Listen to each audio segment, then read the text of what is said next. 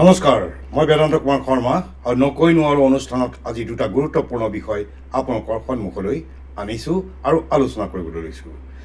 আজি জম্মু কাশ্মীৰ বিধানসভাৰ নিৰ্বাচন অনুষ্ঠিত হৈছে। 10 বছৰ পিছত এই ৰাজ্যখনত নিৰ্বাচন অনুষ্ঠিত হৈছে। তাৰোপৰি ভাৰতীয় সংবিধানৰ পৰা 370 আৰু 35A ধাৰা দুটা প্ৰত্যাহাৰ কৰাৰ পিছত এই নিৰ্বাচন অনুষ্ঠিত হৈছে। সেই দিশৰ পৰাও আজিৰ যিটো প্ৰথম পৰ্যায়ৰ নিৰ্বাচন এয়া গুৰুত্বপূৰ্ণ। আজি সন্ধিয়া 5 বজালৈ ইতিমধ্যে 58.19% ভোটাৰে ভোটদান কৰিছে আৰু সেইটো ৰাজ্যখনৰ ইতিহাসত এক উৎসাহজনক বুলি ক'ব পাৰি। কাৰণ জম্মু কাশ্মীৰ ৰাজ্যখন বহু বছৰ ধৰি সন্ত্ৰাসবাদ জৰ্জৰিত ৰাজ্য আছিল। এইবাৰ এতিয়ালৈ কিন্তু কোনো হিংসাৰ বাতৰি আমাৰ দৃষ্টিগোচৰ হোৱা নাই আৰু যদি সুন্দৰভাৱে এই নিৰ্বাচন অনুষ্ঠিত হৈছে ই অতি ভাল কথা। কাৰণ সংবিধানৰ পৰা 370 আৰু 35A যেতিয়া প্ৰত্যাহাৰ কৰা হৈছিল, জম্মু কাশ্মীৰৰ যিকেইটা আঞ্চলিক দল NC, PDP এওঁলোকে কিন্তু কৈছিল এই ধাৰাকেইটা যদি প্ৰত্যাহাৰ কৰা হয় তেতিয়াহ'লে কিন্তু জম্মু কাশ্মীৰত তেজৰ ধাৰা বব আৰু ৰাষ্ট্ৰীয় পতাকা উত্তোলন কৰিবলৈও এজনো তাত নাগৰিক নাথাকিব। কিন্তু সেইবোৰ একোৱেই নহ'ল। সুন্দৰভাৱে কেন্দ্ৰীয় চৰকাৰে নিৰ্বাচন অনুষ্ঠিত কৰিছে। গতিকে এতিয়া 8 অক্টোবৰলৈ আমি অপেক্ষা কৰিব লাগিব জম্মু কাশ্মীৰৰ ৰাইজে কোন দিশে তেওঁলোকৰ মতাধিকাৰ সাব্যস্ত কৰিছে। দ্বিতীয় বিষয় এটা, আমি OROP শুনিছিলোঁ, এইবাৰ ONOE, তাৰমানে ওৱান ৰেংক ওৱান পেঞ্চন। ঠিক তেনেদৰে ওৱান নেশ্যন ওৱান ইলেকশ্যন। আজি কেন্দ্ৰীয় চৰকাৰ কেবিনেটে এটা গুৰুত্বপূৰ্ণ সিদ্ধান্ত লৈছে যে পৰৱৰ্তী সময়ত দেশত এটাই নিৰ্বাচন হ'ব, অৰ্থাৎ লোকসভা নিৰ্বাচনৰ লগে লগেই ৰাজ্যসমূহৰো নিৰ্বাচন অনুষ্ঠিত হ'ব। অৱশ্যে এই দিশত সম্পূৰ্ণ ৰূপৰেখা কি হ'ব আমি জানিব পৰা নাই। কাৰণ ধৰি ল'লোঁ 2026 চনত আমাৰ লোকসভাৰ নিৰ্বাচন ধৰি ল'লোঁ, কিন্তু ৰাজ্য এখনৰ কাৰ্যকাল 2029লৈ আছে। গতিকে সেইখিনি সময়ত কেনেদৰে সেই ৰাজ্যখন ভংগ কৰিব, তেওঁলোকৰ ভংগ কৰি নিৰ্বাচন অনুষ্ঠিত কৰিব, এই কথাবিলাক আছে। আৰু ইয়াৰ বাবে সংসদৰ 2/3 সদস্যৰ সমৰ্থন লাগিব, ৰাজ্যসমূহৰ আধা সংখ্যকৰ সমৰ্থন লাগিব।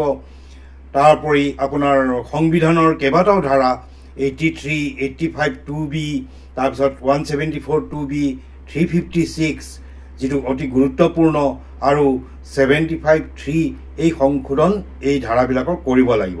তাৰোপৰি Indian representation of people act 1951 তাতো সলনি কৰিব লাগিব।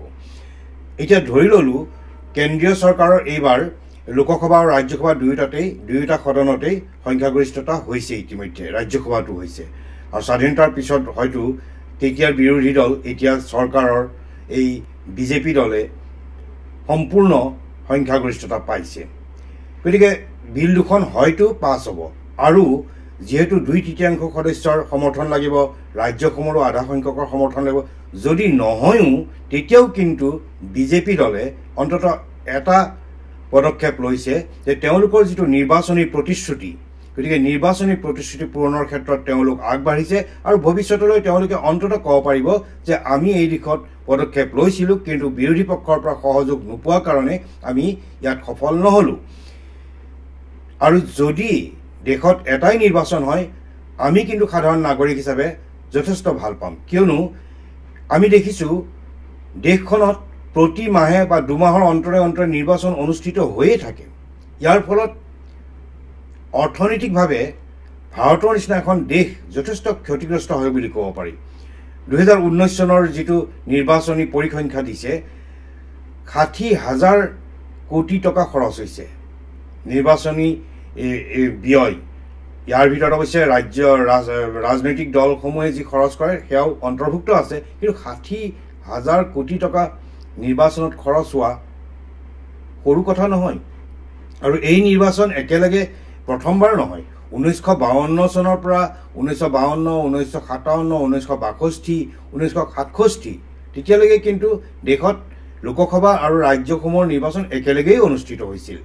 মানৱ সম্পদৰো যথেষ্ট ৰাহি হ'ব, কাৰণ এই নিৰ্বাচনৰ ফলত প্ৰতি মাহে বা সাধাৰণ নিৰ্বাচন যেতিয়া অনুষ্ঠিত হয় যথেষ্ট মানৱ সম্পদৰ অপচয় হয় বুলি ক'ব পাৰি আৰু চৰকাৰী কাম কাজ প্ৰায় স্থবিৰ হৈ পৰে সেইকেইদিন নিৰ্বাচন যেতিয়াই ঘোষণা কৰে মডেল কোড অফ কণ্ডাক্ট যেতিয়াই প্ৰযোজ্য হয় তেতিয়াই চৰকাৰী কাম কাজ স্থবিৰ হৈ পৰে ইয়াৰ ফলত যথেষ্ট গতিকে আৰ্থিকভাৱে যাতে ভাৰত আগুৱাই যাব পাৰে এই ক্ষেত্ৰত এক পদক্ষেপ বুলি ক'ব পাৰি আৰু আজিৰ এই সিদ্ধান্ত ঐতিহাসিক বুলিও ক'ব পাৰি কিন্তু যেহেতু এই কামটো অতি সহজ নহয় গতিকে আমি অতি সূক্ষ্মভাৱে লক্ষ্য কৰিম কেন্দ্ৰীয় চৰকাৰে অন্ততঃ এটা বাৰ্তা দিব খুজিছে যে এইবাৰ যিটো 2024 চনত নিৰ্বাচন অনুষ্ঠিত হ'ল কংগ্ৰেছ ইক'চিষ্টেমে এটা ধাৰণা দিব খুজিছে জনসাধাৰণৰ মাজত তেওঁলোকে মাত্ৰ 99খন আসন পাইছে আৰু বিজেপি দলে অকলেই 240খন পাইছে লগত এনডিএৰ যিখিনি আছে সেইখিনিলৈতো 299-97 হৈছেই